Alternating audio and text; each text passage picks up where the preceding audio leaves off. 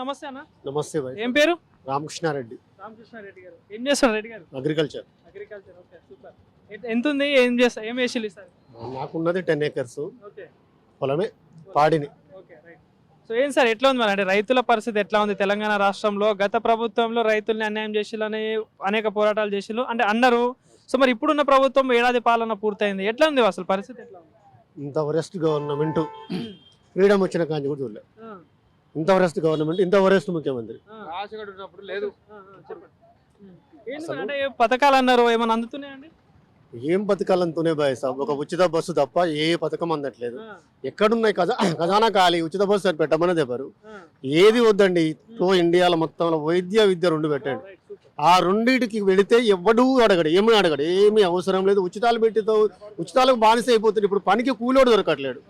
ఇప్పుడు ఎట్లా దొరుకుతాడు? నువ్వు ఉచిత బస్సు అనంటివి, రైతు రుణమాఫీ అంటివి, నేను రాగానే తొలి సంతకం నాదే అంటాడు. సోనియా గాంధీ పుట్టినరోజు అంటాడు, ఇందిరాగాంధీ జయంతి అంటాడు. ఏది లేదు, ఎక్కడో టీడీపీ నుంచి వచ్చినోడు నువ్వు, అసలు నీకు అడ్రస్ కూడా తెలియదు. ఏం పరిపాలిస్తావు? ఎంత వరెస్ట్ గవర్నమెంట్. కేసీఆర్ 100 పాలనాయి కొంత. అసలు కేసీఆర్ అనే వ్యక్తి ఏం చేసిండంటే, లాస్ట్ టైం ఒక 30 మంది ఎమ్మెల్యే చేంజ్ చేస్తే ఖచ్చితంగా బాంబు చేసేవాడు. పోయింది ఏముందండి, ఖమ్మం, వరంగల్, నల్గొండ, ఈ 3 డిస్టిక్లో పోయినాయి. ఇప్పుడు ఏమన్నది, రైతు బంధు అన్నాడు. సరే నువ్వు 5 ఎకరాలు పెడతావా, 10 acres పెడతావు, పెట్టు. ఒక తుమ్మల అగ్రికల్చర్ మినిస్టర్ ఏమంటాడు, సంక్రాంతి ఆఫ్టర్ అంటాడు. ఈయన ఏమంటాడు, మా కోమరెడ్డి వెంకరెడ్డి సార్ ఏమంటాడు, వస్తాయి అప్పుడే వచ్చినాయి మనకు అంటాడు. ఆ రింగ్ రోడ్ అంటాడు, ఈ రింగ్ రోడ్ అంటే 1 year అవుతుంది గవర్నమెంట్ ఫామ్ అయ్యి. ఎక్కడన్నా ఏమన్నా ఉన్నదా? అసలు వీళ్ళ దాంట్లో మంత్రులలో కొంచెం వీళ్ళ దాంట్లో అడ్జస్ట్మెంట్ ఉన్నదా? రుణమాఫీ పూర్తి స్థాయిలో అయిపోయిందని అందరూ అంటున్నారు. రుణమాఫీ ఎవరికి అయిందండి? ఫస్ట్ ఏమన్నాడు ఆయన, మేనిఫెస్టోలో ఏమని పెట్టిండు, ఎన్ని లక్షలైనా ఉండని 2 lakhs వరకు రుణమాఫీ, నేను వస్తా, మీరు తీసుకోవరు బ్యాంకులు, అంతే అయిపోయింది అన్నాడు. అది పోయింది. రైతు బంధు పోయింది. ఒక క్రాప్ అయిపోయింది కదండి. యాసంగి అసలు ఆనకాలం అనేది అయిపోయింది. అప్పుడు ఆనకాలం అంతకుముందు ఏం వేసినాడు, 7,000 కోట్లు అలా పెట్టిపోతే ఆ పొంగిలేని శ్రీనివాసరెడ్డి కాంట్రాక్టర్ ఆయనకి ఇచ్చి, ఆ తర్వాత వచ్చినాక అయ్యే డబ్బులు వేసిండు. అది కేసీఆర్ చేసినాయి.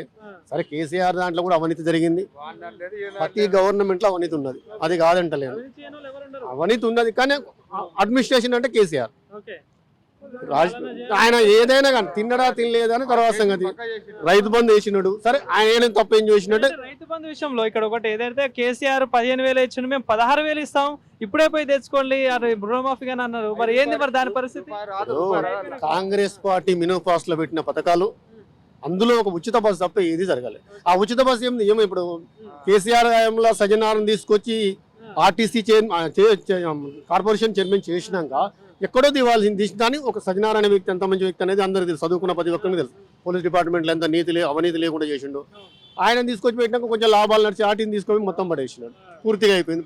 మన పక్క రాష్ట్రం చూసారు కదా, కర్ణాటకలో ఆల్రెడీ కొలాప్స్. మళ్ళీ మన కాడ కూడా ఈ సర్పంచ్ ఎలక్షన్లు పెట్టవాలండి. ఈయన దమ్ముదైన ఉన్న ముఖ్యమంత్రి అయితే ఎవడే ఇస్తారు.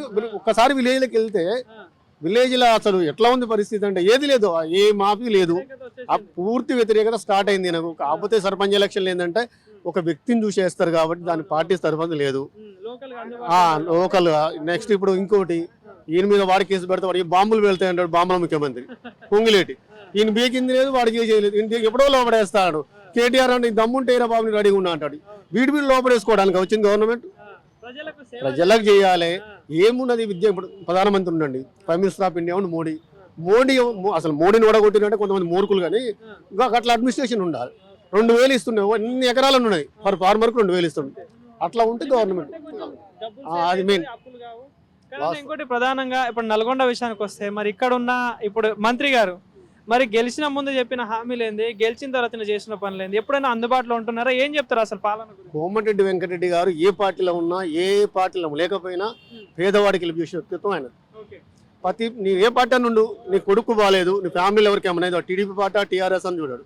హాస్పిటల్ పోతే హాస్పిటల్ ఖర్చు పెడతాడు, చనిపోయి అప్పుడు మంచో చెడు ఉంటే ఆయన ఆర్థిక సహాయం చేస్తాడు.